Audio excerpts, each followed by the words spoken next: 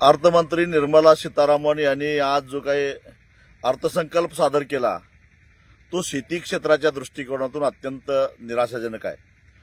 पोकळ घोषणा, मोठमोठ्या वल्गना, आत्मनिर्भर सारखे शब्द याच्या व्यतिरिक्त या अर्थसंकल्पामध्ये काहीच नाही। रासायनिक खताच्या वाढत्या किमती आणि त्या किमती नियंत्रित करण्यासाठी खतावरच्या सबसिडीमध्ये वाढ करण्याचा काही निर्णय घेतलेला या अर्थसंकल्पामध्ये दिसत नाही।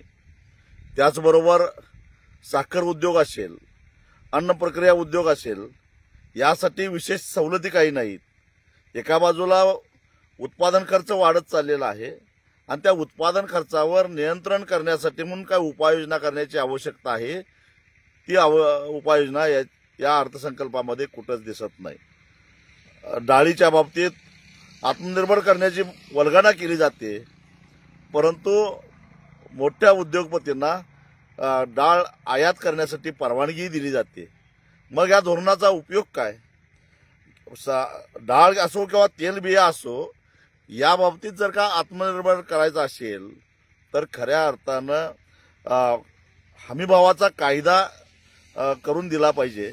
कारण जोपर्यंत शेतकऱ्याला मला हमखास गॅरंटेड एवढे पैसे डाळीतून, मग ते डाळ पिकं असतील, सोयाबीन असेल, तूर असेल, हरभरा असेल किंवा वाटाणा असेल, यातून मिळणार अशी खात्री त्याला होत नाही, तोपर्यंत डाळवर्गीय पिकाकडे शेतकरी वळणार नाही। तीच परिस्थिती तेलबियाच्या बाबतीतली आहे आणि त्या बाबतीत काहीच उपाययोजना केलेली दिसत नाही।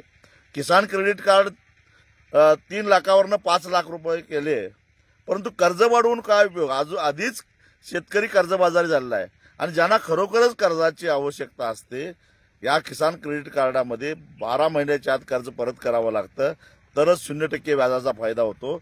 परंतु केळी आणि ऊस पिकवणाऱ्या शेतकऱ्यांना 12 महिन्यामध्ये कर्ज परत करणं शक्यच नाही। मग ह्या योजना नेमक्या कुणासाठी आहेत, कशासाठी आहेत? साखर उद्योगाच्या संदर्भामध्ये काहीच नाही। रासायनिक खताच्या किमती नियंत्रित करण्यासाठी काहीच उपाययोजना नाही। अन्न प्रक्रिया उद्योगासाठी काहीच नाही। जर अतिरिक्त उत्पादन झालं तर प्रक्रिया उद्योगाला चालना दिली पाहिजे आणि अतिरिक्त उत्पादन प्रक्रिया उद्योगाकडे वळवलं तरच किमती स्थिर राहतील। पण या संदर्भामध्ये काहीच उपाययोजना याच्यामध्ये केलेलं नाही। त्यामुळं जरी मोठमोठ्या वल्गना केल्या असल्या तरी शेती क्षेत्राच्या दृष्टिकोनातून हा अर्थसंकल्प अत्यंत निराशाजनक आहे। एका बाजूला इथेनॉलचं उत्पादनाकडे वाढ करायचं सरकार संकल्प करतंय, पण इथेनॉलच्या किमती वाढवून देत नाही। त्याचबरोबर साखरेचा जी बेसिक किंमत आहे ती वाढवत असताना सरकार कचरतंय। मग एकूणच उद्योगाला चालना कसं मिळेल, रोजगार कसा तयार होईल, हा सगळा अनुत्तरित प्रश्न आहे। कापसाच्या बाबतीतही तेच आहे।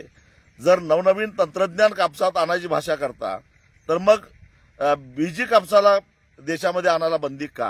आणि त्याच बीजी कापसापासून तयार झालेलं सर्किट तेल मात्र परदेशातून आयात होतं।